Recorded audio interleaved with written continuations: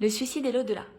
Si vous priez pour vos défunts et que vous leur allumez des bougies, il n'y a pas de raison que vos défunts ne soient pas dans la lumière. Si vous n'arrivez pas à prier pour vos défunts parce que vous ne savez pas comment faire, eh ben vous allez à l'église la plus proche et vous faites faire des messes d'intention de prière pour vos défunts. Vous pouvez éventuellement le faire pour toute la lignée de votre famille, ça s'appelle des tridômes.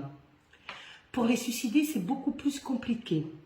Comme pour les pendus, par exemple, parce que les pendus pensent minimum 15 ans auparavant, ils ont la mort dans l'âme à la mort. Donc, où ils arrivent plus ou moins à se suicider. C'est ce qu'on appelle, ils se fabriquent ce qu'on appelle des dettes karmiques. Et souvent, ces personnes qui se créent des dettes karmiques, parce que s'ils avaient un programme de vie, par exemple, de 0 à 90 ans, et que, par exemple, à 80 ans, ils se suicident, ils ont manqué de faire encore 10 ans dans le 10 ans. 10 ans.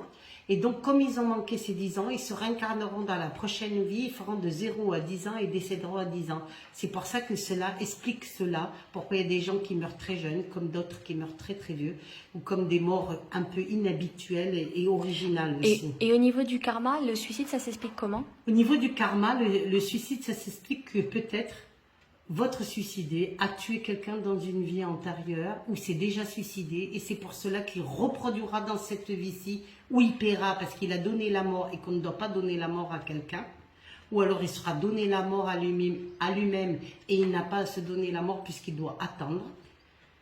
Et aussi, est-ce que c'est pareil que le suicide assisté ou l'euthanasie?